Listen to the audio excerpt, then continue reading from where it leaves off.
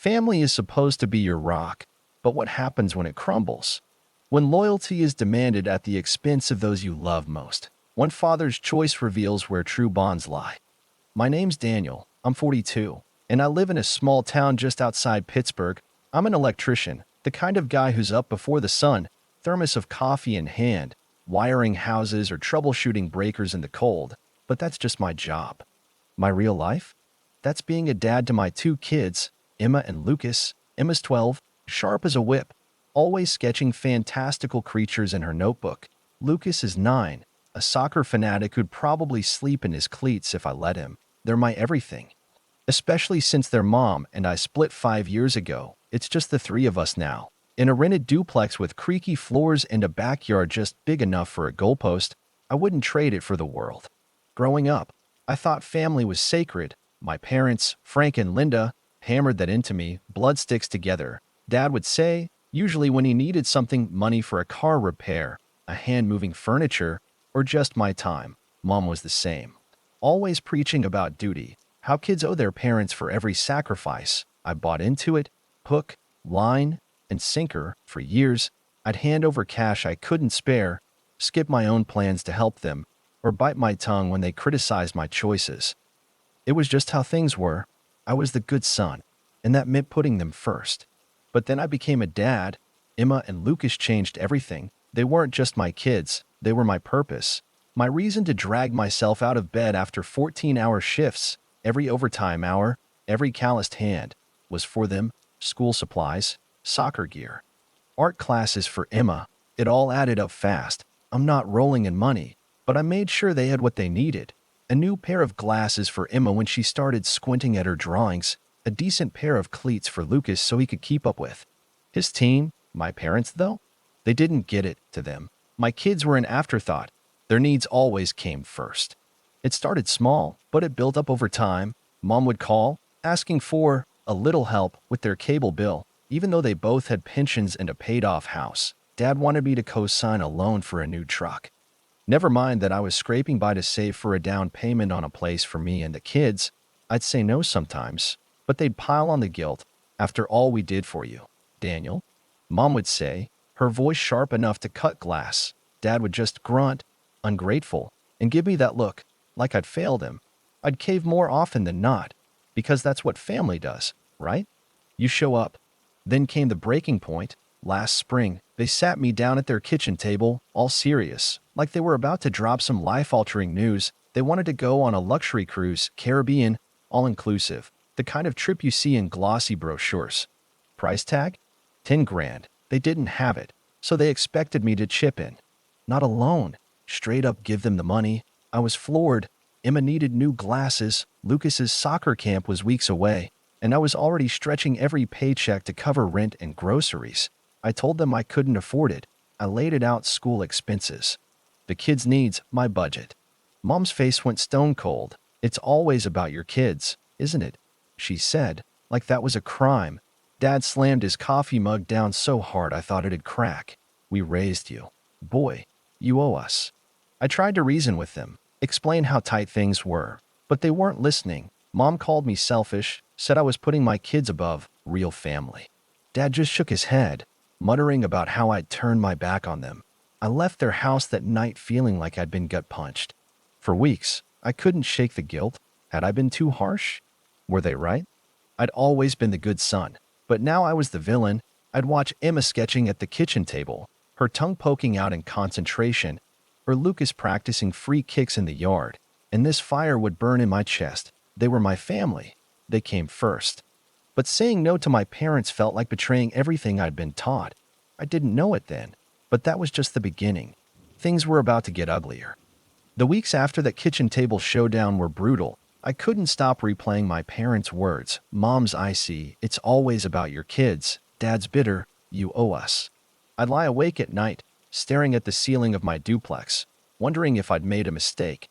I mean, they were my parents. They'd raised me, put a roof over my head, drove me to baseball practice when I was a kid. Didn't I owe them something? But then I'd hear Lucas giggling in his sleep through the thin walls or see Emma's latest sketch taped to the fridge, a dragon with my eyes, she said, and I'd snap out of it. My kids weren't just my responsibility. They were my heart. I wasn't going to let anyone, even my parents, make me feel guilty for putting them first. Still, the silence from mom and dad stung. They didn't call, didn't text.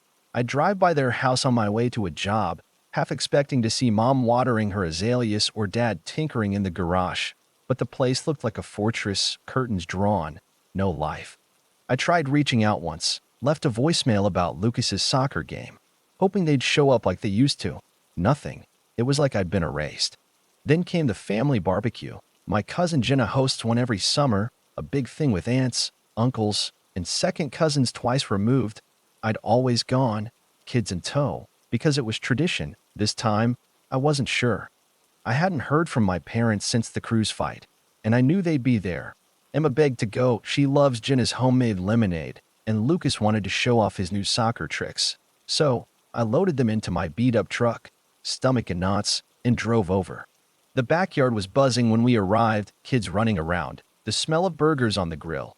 I spotted my parents right away, sitting under a canopy with my aunts. Mom was laughing at something. Dad was nursing a beer. They looked fine. Like nothing had happened. I took a deep breath, grabbed a soda for each of the kids, and walked over. "Hey," I said, trying to keep it light. "Good to see you." Mom barely glanced up. "Oh, Daniel," she said, like I was some distant acquaintance. Dad just nodded, didn't even meet my eyes. I stood there, feeling like a kid who'd been sent to the principal's office. Emma tugged at my hand, whispering, "Can we go play?" I let them run off, but my chest was tight. I'd hoped, stupidly, maybe, that we could at least act normal for one day. It got worse. I overheard Mom talking to Aunt Karen later, her voice carrying over the chatter. "Daniel's too wrapped up in those kids," she said. "He's forgotten what family means." Aunt Karen murmured something, but Mom kept going. "We asked for one thing, one trip, and he couldn't even do that. Ungrateful." I froze, gripping my plate so hard I thought it'd snap. Ungrateful?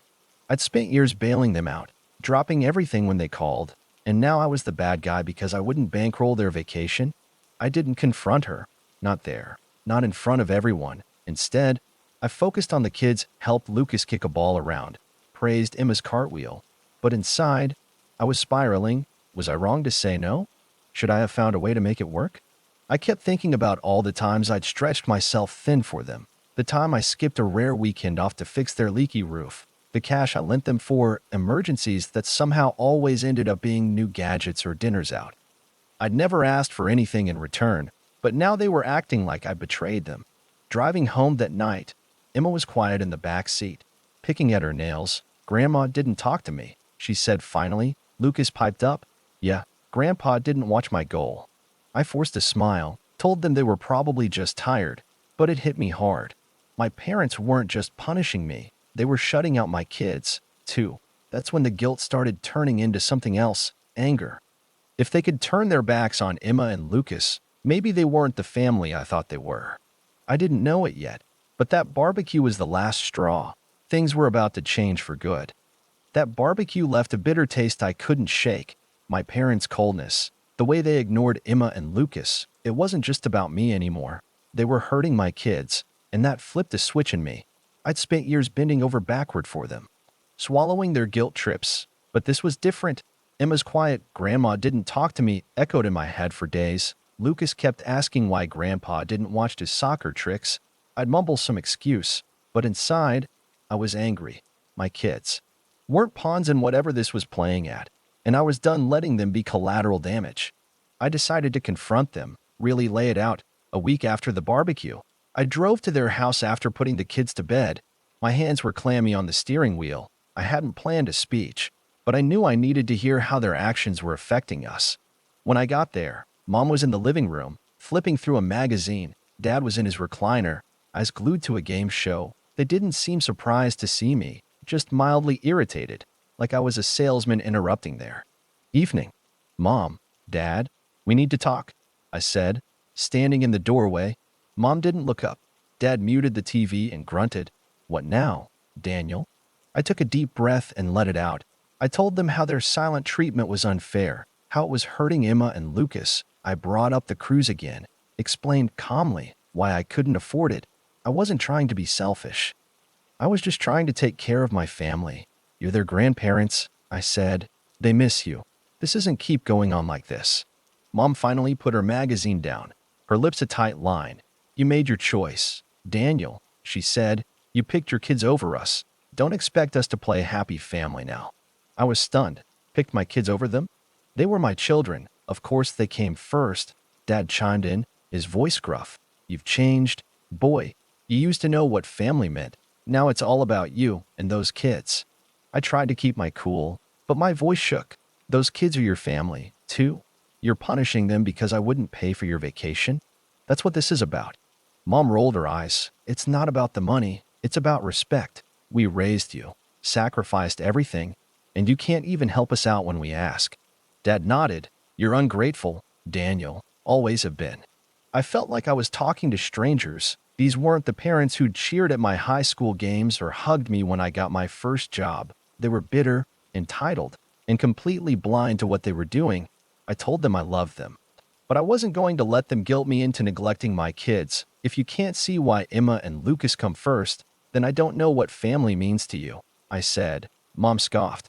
Dad just turned the TV back on. I left without another word. Driving home, I felt this weird mix of relief and grief. I'd said what I needed to, but it didn't fix anything. If anything, it made it clearer. They weren't going to change. For the next few days, I was a mess. I'd snap at little things, like when Lucas spilled juice or Emma forgot her homework. I hated myself for it. One night, Emma caught me sitting at the kitchen table, head in my hands. Are you okay, Dad? She asked, her voice small. I pulled her into a hug, told her I was just tired. But I knew I had to get it together. My kids deserved better than a dad who was falling apart. So, I made a choice. I wasn't going to chase my parents' approval anymore. I started focusing on what I could control. Being there for Emma and Lucas, I signed up to help coach Lucas's soccer team, even though it meant early Saturday mornings. I took Emma to an art supply store, let her pick out a new sketchbook. Little things, but they added up. The kids started smiling more, and so did I. But deep down, I knew this wasn't over. My parents had one more card to play, and it was going to hurt. Focusing on Emma and Lucas was like finding solid ground after months of quicksand. I threw myself into being the dad they deserved. Saturday mornings, I was on the soccer field, cheering Lucas as he darted past defenders, his grin brighter than the sun. Evenings, I'd sit with Emma at the kitchen table, watching her sketch dragons and castles, her pencil scratching softly. Those moments stitched me back together, but my parents' silence hung over me like a storm cloud. I'd check my phone. Sometimes, hoping for a text, a sign they'd reconsider. Nothing came. Then, about a month after our confrontation, I got a letter, not a call, not an email, a handwritten letter, delivered to my mailbox. It was from Mom, her cursive sharp and precise. My heart sank as I opened it. I don't know what I expected. An apology, maybe, or at least an olive branch. Instead, it was a gut punch. She wrote that they were done with me. I'd chosen my path, she said, and they wouldn't be part of it anymore. They were cutting me out of their lives, and Emma and Lucas, too. The last line hit hardest. Don't expect to hear from us again. I sat on my couch, letter in hand, staring at the words until they blurred. Done with me? With my kids? I kept picturing Emma's face at the barbecue, how she'd noticed Grandma's coldness, Lucas asking why Grandpa didn't care about his goal. They were just kids, innocent in all this. And my parents were throwing them away over a cruise I couldn't afford. I felt rage. But under it, a deep, aching sadness. These were the people who'd taught me to ride a bike, who'd framed my high school diploma. Now I was nothing to them. I didn't tell the kids about the letter. They were already picking up on the distance. Emma stopped asking to visit Grandma's house, and Lucas didn't mention Grandpa anymore. But I could see it weighing on them. One night, Lucas climbed into my lap while I was paying bills, something he hadn't done in a while. Did we do something wrong? He asked. I hugged him tight, told him it wasn't their fault, that sometimes grown-ups make bad choices, but it broke me. I wasn't just protecting my kids from my parents' rejection. I was shielding them from the pain of being abandoned. I started second-guessing everything. Had I been too blunt in that last talk? Could I have offered them something, anything, to keep the peace? I even thought about calling, apologizing, but then I'd remember Mom's words. You picked your kids over us. It wasn't a choice. It was my duty. I wasn't going to grovel for their love, not when they couldn't see Emma and Lucas's family. Still, the letter felt final, like a door slamming shut. I tucked it into a drawer, but it haunted me. Work became my escape. I took on extra jobs, rewiring old houses or fixing panels in office buildings. The money helped. I started a small savings account for the kids' future, maybe college or a car when they're older. But it was more than that. Being on a job, tools in hand, gave me control when everything else felt like it was slipping away. My buddy Mike, another electrician, noticed I was quieter than usual over beers one night. I told him about the letter. He shook his head. Man, they're missing out, he said. Your kids are awesome. You're doing right by them. It was simple, but it helped. Slowly, I started building a new normal. I got closer to Lucas's soccer coach, a guy named Tom who invited us over for barbecues. Emma joined an art club at school, and I'd beam when she showed me her projects. We were finding our rhythm, just the three of us. But I wasn't naive. My parents had always been stubborn, and I had a sinking feeling they weren't done making their point. I just didn't expect how far they'd go to drive it home. Something was coming, something that would test me in ways I wasn't ready for. The months after that letter were like walking through fog. I kept busy. Work, soccer practices, Emma's art club. But my parents' words were always there, tucked in the back of my mind like a splinter. Don't expect to hear from us again.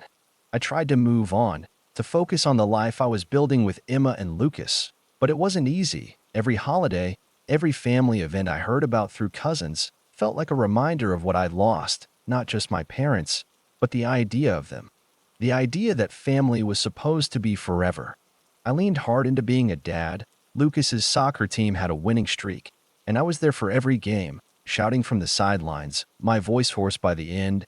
Emma's art teacher called me in for a parent conference, not because she was in trouble, but to show me a mural she'd painted for the school. It was a forest scene, all vibrant greens and purples, with a little figure that looked suspiciously like me holding hands with two smaller ones.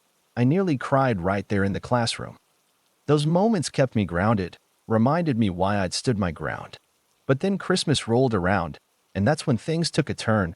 I'd always spent the holidays at my parents' house, big dinners, presents under their tree, Mom's slightly burnt sugar cookies. This year, I figured we'd start our own traditions. I bought a scraggly tree for the duplex, let the kids decorate it with dollar store ornaments. We were planning to bake cookies, maybe watch Home Alone with hot cocoa. It wasn't perfect, but it was ours. Then my sister, Claire, called. She lives a state away, and we don't talk much, but she'd always been the peacemaker in the family. Dan, you need to know something, she said, her voice tight. Mom and Dad are telling everyone you cut them off. I froze, the phone heavy in my hand. What? I asked. Claire sighed. They're saying you refused to help them, that you turned your back on family. They told the whole family at Thanksgiving you don't want anything to do with them. I felt like I'd been slapped. Me? Cut them off? They'd sent me that letter, told me they were done. Now they were spinning it to make me the villain? I pressed Claire for details. Apparently, Mom had been crying to aunts and uncles, saying I'd abandoned them over a little disagreement. Dad was telling people I was too busy playing perfect dad to care about anyone else. They'd even told my cousins I was keeping Emma and Lucas away from them on purpose. It was a lie, every word of it. I told Claire about the cruise, the letter, how they'd ignored the kids. She was quiet for a long time. I didn't know it was that bad, she said finally. I'll talk to them. I didn't hold my breath. Claire meant well, but Mom and Dad were set in their ways. Still, hearing they were twisting the story to the family hurt worse than the letter. It wasn't just about me anymore. It was about Emma and Lucas, too. They were painting me as a bad son, sure, but also as a dad who'd rob his kids of their grandparents. That stung. I'd spent my life trying to do right by everyone, and now I was being dragged through the mud. I didn't tell the kids the full story, but Emma's too sharp for her own good. One day, she overheard me talking to Mike about it while he was over fixing a leaky faucet. She didn't say anything at first, just went to her room. Later, she handed me a drawing. A family tree, but it was just me, her, and Lucas, with little hearts around us. This is us, Dad, she said. We're enough. I hugged her so tight I thought I'd break. Lucas piled in, and for a moment, the weight lifted. But the family gossip wasn't the end of it. My parents were about to take things to a whole new level, something I never saw coming. It It would force me to make a choice I'd never imagined, one that would change how I saw family forever. Christmas came and went, and we made it our own. The kids and I baked lopsided cookies, watched movies until midnight, and opened presents under our little tree. Emma got a new set of colored pencils, and Lucas tore into a soccer ball I'd saved up for it, signed by his favorite player. Their laughter filled the duplex, and for the first time in months, I felt like we were building something solid, just the three of us. But that peace didn't last. My parents were about to drop a bomb that would shake everything I'd been holding together.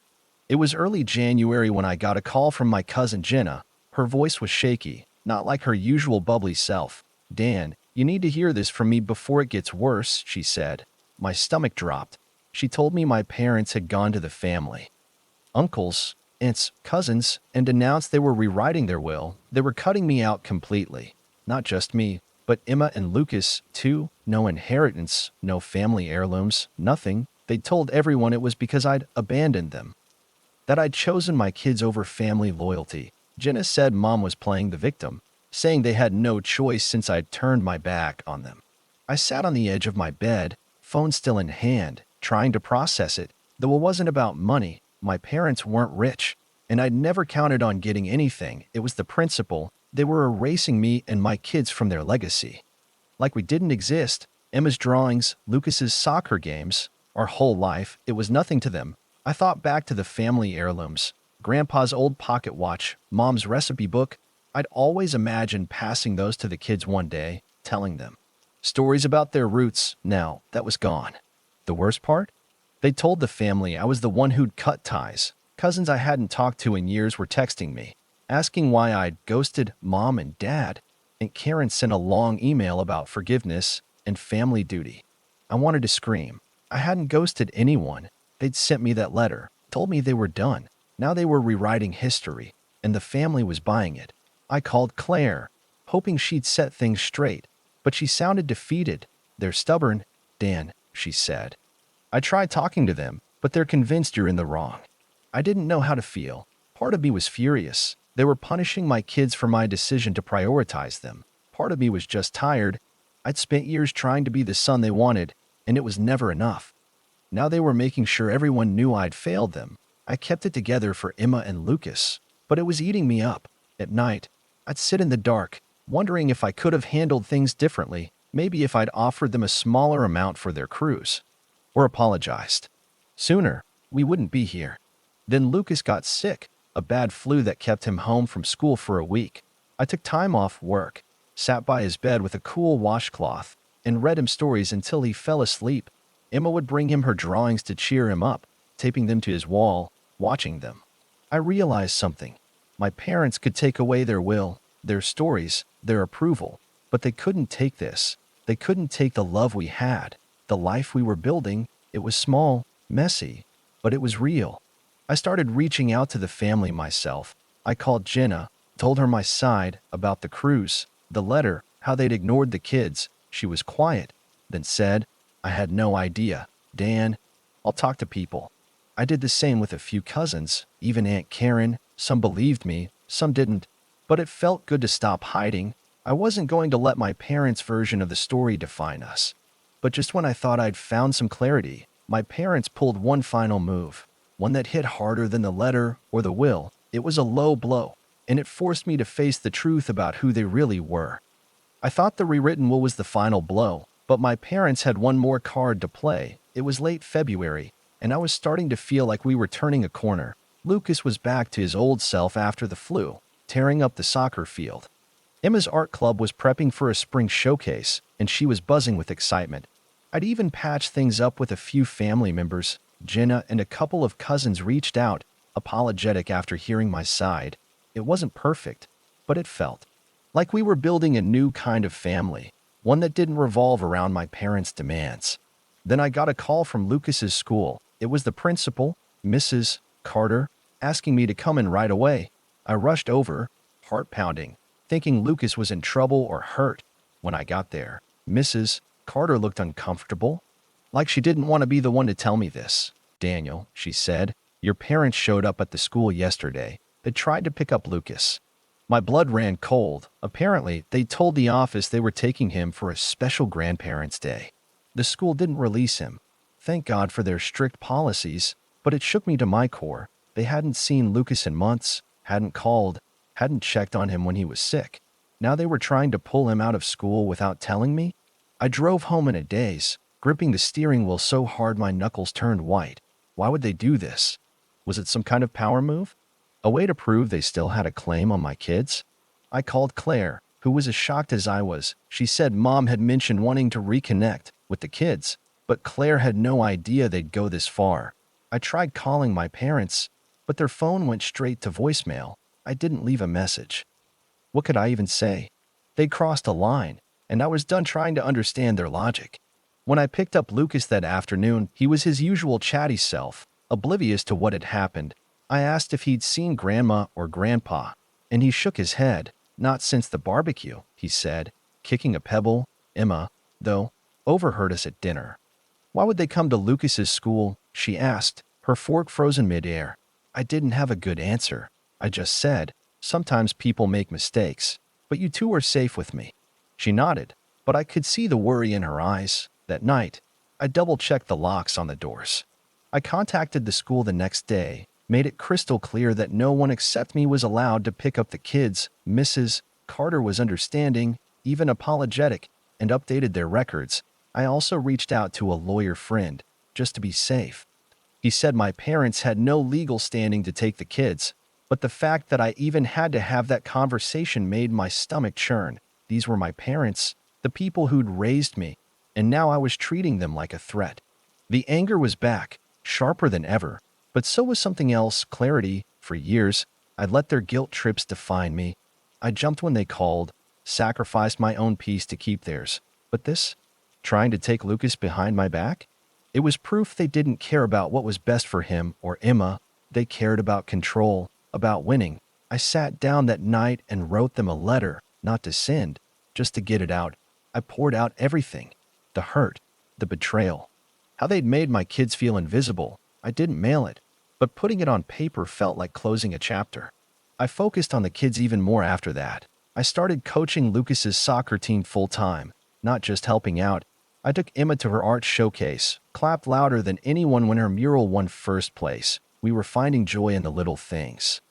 Pizza nights, bike rides, even just talking over breakfast. My parents' actions had pushed me to see what really mattered. But I wasn't done yet. I had one final step to take, one that would set us free for good. The incident at Lucas's school was the final straw. My parents had shown me who they were, not just through their words or their letter, but through actions that put my kids at risk. I wasn't going to wait for their next move. I'd spent too long hoping they'd change, that they'd see Emma and Lucas as the treasures they were, but they didn't, and I was done letting their choices cast a shadow over our lives. It was time to let go, not just for me, but for my kids, who deserved a dad who wasn't carrying the weight of a broken family. I started by setting boundaries, real ones. I blocked my parents' numbers, not out of spite, but to protect my peace. I told the school to notify me immediately if they showed up again. I even sat down with Emma and Lucas, as gently as I could, and explained that Grandma and Grandpa weren't going to be around for a while. They love you, I said, because I didn't want them to feel rejected, but they're making some choices we don't agree with. Emma nodded, her eyes serious. Lucas just hugged me and asked if we could still have pizza night. That was my answer. We were enough. I leaned into our life harder than ever. Coaching Lucas's soccer team became my favorite part of the week. I'd watch him score a goal, his teammates piling on him, and feel this pride that no family drama could touch. Emma's art kept blooming. She started teaching me how to draw, laughing when my dragons looked like lumpy dinosaurs. We fixed up the duplex, too. The kids helped me paint the living room a bright blue, and we hung their artwork everywhere. It wasn't just a house anymore. It was our home. I also kept saving for their future. Every extra job, every late-night call-out went into a fund for college or whatever they'd need down the road.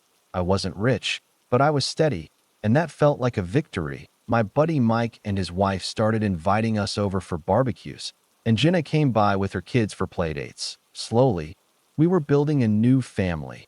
Not the one I'd been born into, but one we chose. People who saw Emma and Lucas for who they were, who didn't demand my loyalty at their expense. One day, I found that letter I'd written to my parents, the one I never sent. I read it again, all the anger and hurt spilling out on the page. Then I burned it in the backyard, watching the ashes float away. It wasn't about forgiving them. Not yet. Maybe never. It was about freeing myself. I didn't need their approval to be a good dad, a good man. I saw it in Emma's smile when she showed me a new sketch, in Lucas's cheer when he nailed a free kick. They were my proof. I won't lie. There were still moments of grief.